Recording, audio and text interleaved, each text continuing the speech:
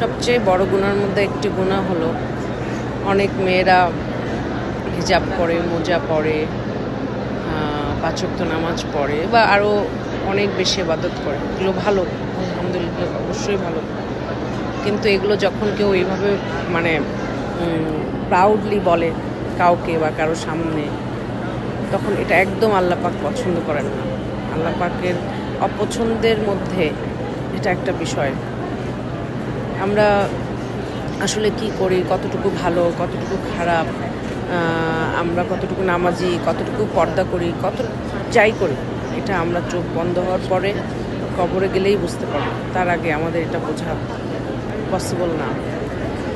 কিন্তু নিজেকে বড় করা, নিজেকে অনেক কিছু মানে মনে করে চিন্তা করা, এটা আল্লাহ অনেক অপছন্দ করেন, অনেক।